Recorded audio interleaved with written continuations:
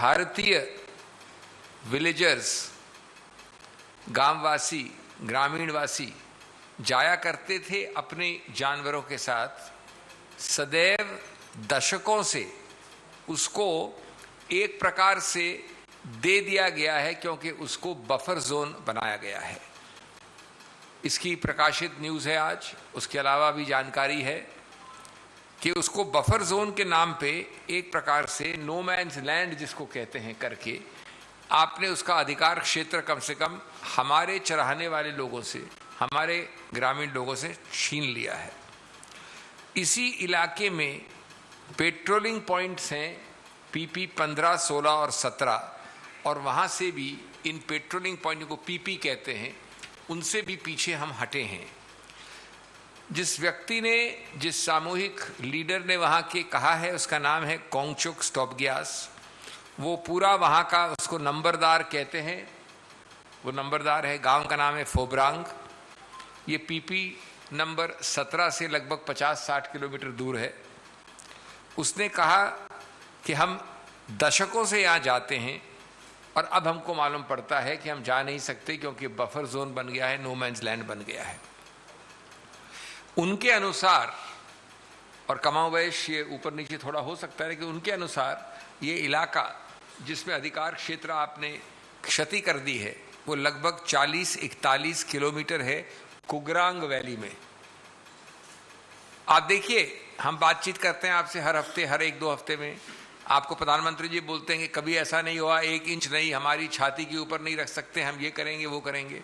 ये व्यक्ति बता रहा है कि आपने फॉर्मली नहीं दिया, लेकिन एक प्रकार से उसको नो मैन्स लैंड बना के हमारा अधिकार क्षेत्र वहां पर चराने का खो दिया। मैं कोट करूं उसको, तो उसने कहा है, several government agencies have contacted me asking for land records. We do not possess land records, but that does not mean this land is not ours. Our elders have lived there for ages. They have memories. China is forcefully claiming our territory. The loss is ours. ये वो लोग हैं जो जानते हैं, जो जागरूक हैं, जो जमीनी सच पे दशकों से अपने परिवार और पूर्वजों के साथ रहे हैं, और उनसे लैंड रिकॉर्ड मांगना एक मजाक है, एक क्रूर मजाक है। तो हम पहले तो ये पूछेंगे माननीय प्रधानमंत्री से कि जो इतनी बड़ी बड़ी बातें होती हैं, इतने बड़े इवेंट मैनेजमेंट्स होते हैं, साथ साथ इसका भी कुछ खुलासा करें, बातचीत करें, वार्तालाप करें। दूसरा, और मैं इसलिए बता रहा हूँ क्योंकि इसके संदर्भ में ऐसे कई इशू, में 2-3 ही सिर्फ उदाहरण के रूप से कहूँगा, ऐसे कई मुद्दे एक तरफ और आपको हर दिन ईडी की तरफ ले आया जाता है। दूसरा ऐसा मुद्दा है कीमतें, विशेष रूप से खाद्य पदार्थ की। आपको आश्चर्य होगा, क्योंकि अब इतनी आम बात हो गई कि हम बात करते हैं कीमतों की, कि इस हफ्ते 8 दिन में, मेरे शब्दों को ध्यान दें, एक हफ्ते 8 दिन में 40 से 50% खाद्य पदार्थ की कीमतें बढ़ी हैं, यानी आधी से ज़्यादा बढ़ गई हैं 7 दिन में। मैंने उदाहरण दिया एक उत्तर प्रदेश से। उत्तर प्रदेश में टमाटर 30 से 40 रुपया प्रति किलोग्राम से अब 80 रुपया प्रति किलोग्राम हो गया है, और कुछ जगहों पे 100 रुपये भी है, लेकिन 80 मान लीजिए टमाटर प्रति किलो। ये हुआ है लगभग 8 दिन में। नंबर 2, इस तरह के बहुत उदाहरण है, मैं सब नहीं दूंगा, लेकिन देखिए आप, कैप्सिकम 80 किलोग्राम है, 80 रुपये किलोग्राम है। बैंगन 40 रुपये किलोग्राम है। प्याज 25 रुपये किलोग्राम है। गोभी, फूल गोभी 40 से 50 रुपये प्रति किलोग्राम है, इत्यादि इत्यादि। दक्षिण से उत्तर, पूर्व से पश्चिम के सभी हमारे पास आंकड़े हैं। दक्षिण से आई है रिपोर्ट कि धनिया लगभग 80-90 रुपये, और 30 रुपये से 80-90 पहुंचा है 8 दिन में, यानी दुगना हुआ। इस केस में दुगना नहीं, तिगना हो गया।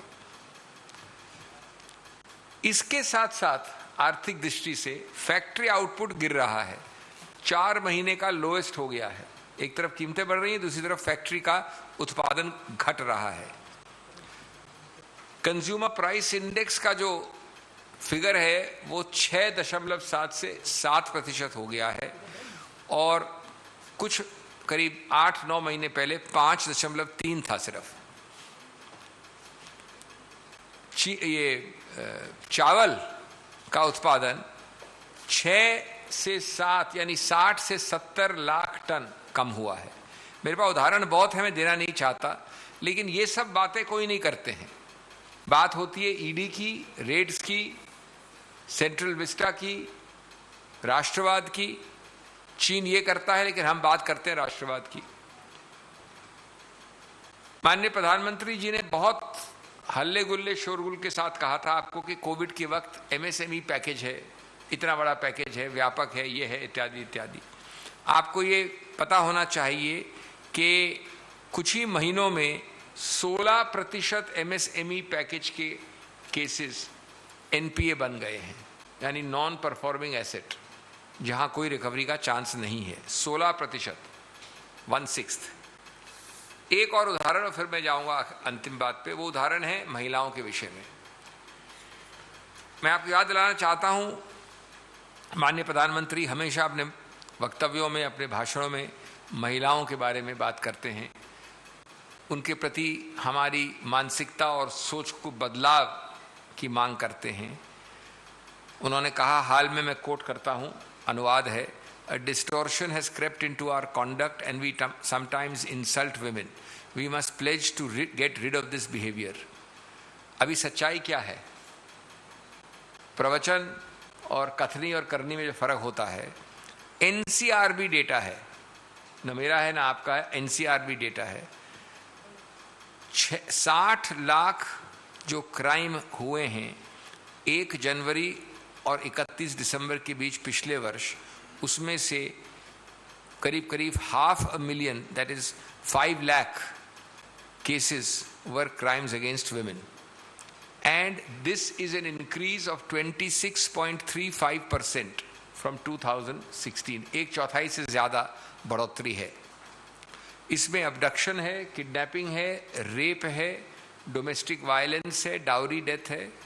सबसे घृणात्मक महिलाओं और बच्चियों की ट्रैफिकिंग है, उसके आंकड़े हैं, और इसमें सबसे अग्रणीय स्थान पर है उत्तर प्रदेश। ये सब एनसीआरबी डेटा है।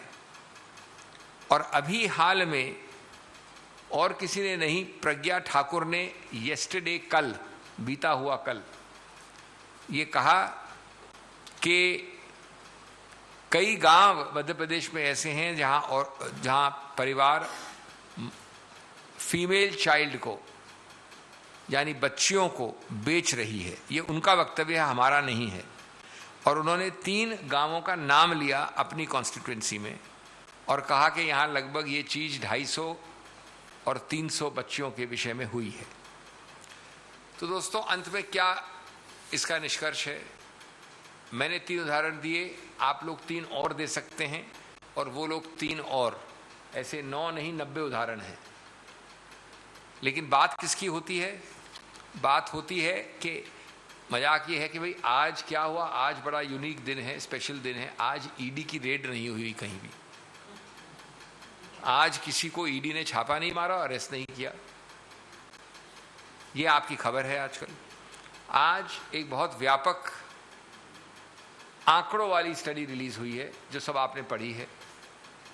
उसमें बड़ा स्पष्ट लिखा है कि 4 गुना बढ़ोतरी हुई है ईडी केसेस में 2014 के बाद, यानी 1 का 4 हुआ है।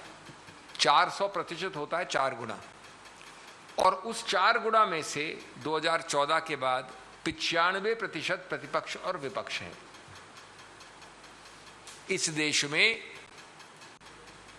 ईडी की जो बड़ी लंबी फहरिस्त है शेड्यूल में, वो कोई क्राइम बीजेपी से संबंधित व्यक्ति नहीं करता है।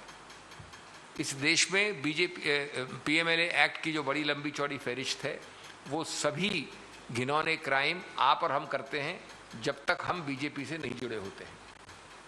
95% एंड अ 4-fold इंक्रीज। ये 2 ही अपने आप में, बहुत और आंकड़े भी हैं, आपने पढ़े हैं, मैं उनमें नहीं जाना चाहता। और आपको हर दिन एक ऐसा बताया जाता है कि इसने ये कर लिया, इसने वो कर लिया। आपका ध्यान जो है, ऐसा मैंने शुरू में कहा, डाइवर्ट, डाइग्रेस एंड डिविएट। तो हम आपको वापस लाना चाह रहे हैं आपके जरिए कि देश के जो ये बहुत महत्वपूर्ण मुद्दे हैं इस पे जवाब दीजिए, और जवाबदेही मांग रहे हैं। धन्यवाद। You don't want an English one? I think it's, I've done both, so it's a mixed thing. बताइए साहब। Question please. पहले इस विषय को खत्म कर लीजिए। हाँ,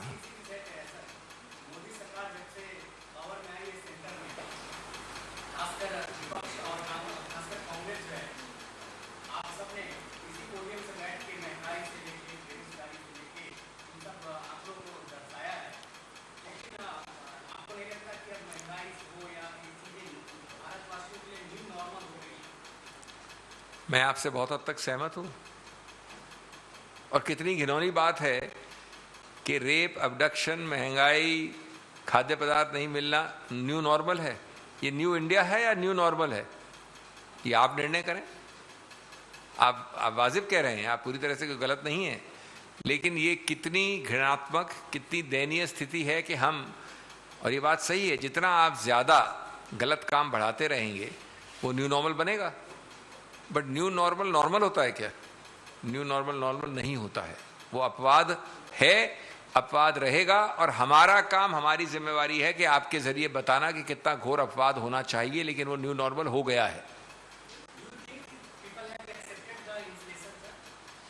Look, I would find it very strange if people were to accept all the negativities of life.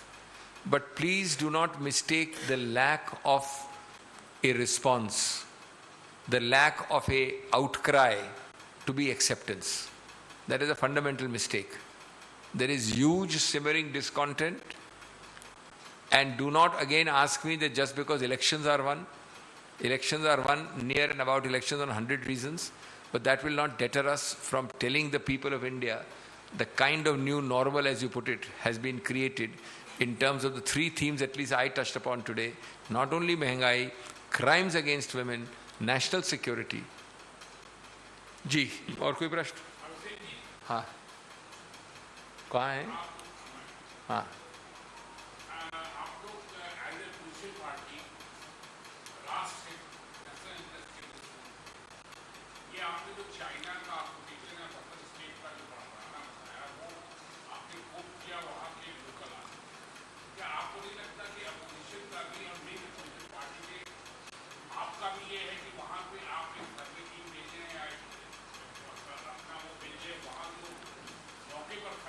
देखिए, आप सही कह रहे हैं। पहला कदम होता है, ये सिर्फ कोई एक व्यक्तिगत राय नहीं है, उस पूरे इलाके के नंबरदार, नाम कहते हैं उसको, हाँ हाँ, मैं बता, देखिए वो सच पहले सामने आना चाहिए, प्राथमिक रूप से, प्रथम दृष्टि रूप से जो आया है। इसके बाद हम, अगला स्टेप होता है कि हम आपसे पूछते हैं आपके जरिए, इसके बाद जवाब आ सकता है, स्पष्टीकरण आ सकता है, उसके बाद वो जो आप कदम बता रहे हैं वो भी होते हैं, और कई बार हुए हैं। आप जानते हैं कितनी फील्ड ट्रिप्स गई हैं, उत्तर प्रदेश, बिहार, ये दूसरी तरह की फील्ड ट्रिप होगी। लेकिन प्रश्न उठाना तुरंत आवश्यक है, क्योंकि ये नई बात, नई खुलासा, और ये खुलासा सिर्फ किसी की राय नहीं है, ये एक औपचारिक, उस स्तर का औपचारिकता के आधार पे अखबार में रिपोर्टेड है, आकलन के बाद। लेकिन आप सही कह रहे हैं कि सिर्फ किसी कहने को, कल आप इसको झुटला सकते हैं, सरकार के पास जो रिसोर्सेज हैं वो इस व्यक्ति से कहीं ज्यादा है, वो जुटा सकते हैं इसको। हमने इसलिए आपके सामने उठाया।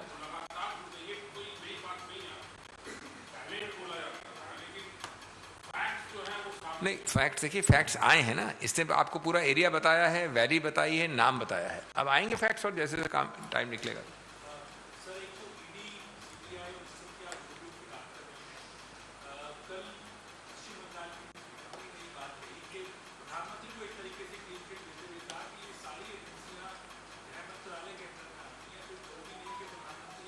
देखिए, पहली बात तो ये उनकी राय होगी, निजी राय, इसके ऊपर आपको यहाँ से एक ऑलरेडी प्रेस वार्ता हो चुकी है, इसलिए मेरे से वापस दोहराने की बात नहीं है। लेकिन ये नहीं समझा जाए कि किसी रूप से टीएमसी ने कहा है कि ये सरकार दोषी नहीं है। आप अगर इस विवाद को छोड़ दें, नंबर 1 और 2 की जो आप बात उठा रहे हैं, उन्होंने सीधा आरोप ये तो लगाया ना कि ये सरकार इस प्रकार से दुरुपयोग कर रही है। मुद्दा क्या है? मुद्दा ये है और सरकार कोई ऑटो पायलट पे तो चलती नहीं है। तो इसलिए आज मुद्दा ये, जो आंकड़े आज आए हैं उनका 1 और 2 से कोई संबंध नहीं है। जो आंकड़े आज आए हैं वो दिखाते हैं आपको, 2 सरल आंकड़े मैंने बताया आपको, उसका कोई जवाब हो ही नहीं सकता।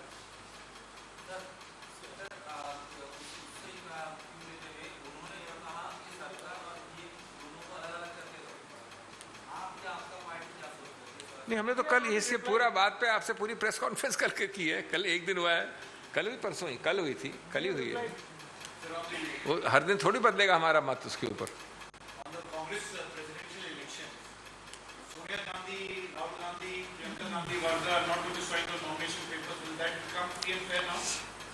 See, first of all, I have been hearing with interest people like you asking this phrase free and fair. Not one of you till now, and I challenge you in the open press conference today, have given me a single indicia of unfairness. I would welcome your single indicia of unfairness. If unfairness is having elections, then yes, it is unfair. If unfairness is letting anybody stand, then it is unfair. But what else is there unfair? Number one, let me finish. Because you said fair and few. There are people who are saying, why are you passing resolutions asking for the new Congress chief? So they're saying that is a very So I want to ask you. requires to go to election. So I want to ask you, if the Congress party, these are people, and I'd like you to name these people, who would say that you, as a office bearer of a particular unit of the Congress, should be fettered in the exercise of your powers from passing a resolution. Is that freedom of democratic spirit in any party? Do they ask this question of any other party's election? Today, suppose the Kerala unit has a view. Does it mean that if the Kerala unit passes a resolution, Sunil Prabhu is obliged to vote in that manner? They are giving effect to their view. Here is a election. You already have, and in the same breath, you ask me a contradictory question. So-and-so is filing nomination. So-and-so may file nomination. So-and-so is likely to or not. That is the hallmark of a free and fair election. And people across the country are equally obliged to express their view. Many people have said that yes, we believe that so-and-so should be president, but that you cannot fetter. You cannot say that between now and the election date, there should be a gag order on the Congress or on congressmen or on PCCs or on DCCs. So, actually, you are doing exactly what you are condemning. So how does the Congress see the UP government after the investigation on Madrasa survey? Now they are coming out with a survey on Waqf court properties. How does the Congress You see, the survey is not the issue. We are looking at the final outcome of which the first step may have been taken. The survey by itself can never be objectionable, if it is just that. But anybody who knows the thinking, the object, the intention, and the possible final outcome of such activities can guess that there will again be something with some angle, with some internal dvesh ki bhavana, and we have to wait and watch. So it is not by itself the act which is being objected to. It is knowing the past character, history and nature of the Yogi government and the UP government that we can make a fair, reasonable guess as to the real intention behind such moves. Sir, today's CIS will PG to the CRDR regarding the late conversation. To whom? Yes. I don't remember. I may have appeared in some related matters, so don't misunderstand me. Ages ago, I don't remember. But since you've asked me the question, I don't have anything to comment. How can I comment from a Congress podium? Whether it is given a clean chit to you or to her or to anybody, where is the question of my commenting on that? Nothing to do with the Congress. One thing is certain, neither ED nor CBI will give any clean chit to a political opponent of the government.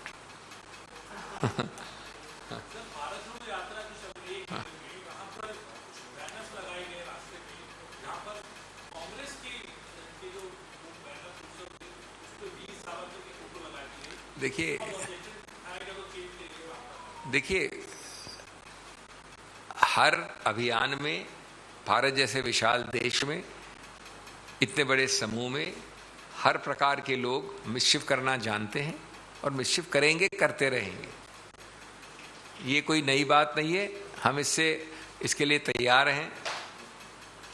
और आप जितना चाहें लगाएं। हम ये भी जानते हैं कि जहां आप आपसी वैमनस्य फैलाना चाहें या आक्रोश का वातावरण पैदा करना चाहें तो आपके दोस्त सरकारें कोई एक्शन नहीं लें, कई ऐसे इलाके भी हैं, लेकिन उससे हमारी यात्रा को कोई फर्क नहीं पड़ने वाला है। हमारी सोच बदलने वाली नहीं है, हमारा मंतव्य और गंतव्य बदलने वाला नहीं है।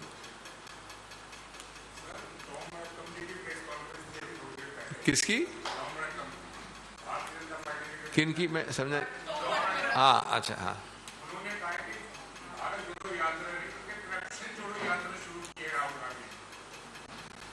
मुझे वो सुखद दिन याद आते जब यहाँ बैठते थे मेरे साथ वो। खैर, देखिए, इसमें कोई दो राय नहीं है कि इस यात्रा से बीजेपी सत्तारूढ़ पार्टियां सकपका गई हैं, घबरा गई हैं, बौखला गई हैं। इसमें कोई दो राय नहीं हो सकती। और आप जो ये देख रहे हैं, अभी उन्होंने उदाहरण दिया एक सावरकर का, आपने उदाहरण एक और दिया। अब अगर आप भारत जोड़ो यात्रा को करप्शन जोड़ो यात्रा कहें तो इसका मैं क्या तुक निकालूं? मैं तो निरुत्तर हूं, क्योंकि किस तुक से आप ये दो संबंध निकालते हैं? हाँ, ये कह सकते हैं आपके सकारात्मक ये होता है देश में अभियान करना है, हम भी करते हैं। कोई और ऐसी यात्रा की थी आपके मार्गदर्शक मंडल के लोगों ने कुछ वर्ष पहले, लेकिन इस प्रकार से मजाक उड़ाना मैं समझता हूं कुतर्क है और बेतुक है। Okay, thank you. Yes madam. Sense about Rajasthan is a very large question. That is a subject matter of a seminar or something. A sense about Rajasthan. Rajasthan is a Congress-ruled government which is going to come back to power. That is the sense about Rajasthan. See, we have, you are jumping many dates. So we have to wait and you will get all your answers. After all, it's only a few days, few weeks away. So why should we start speculating, and that too from this podium?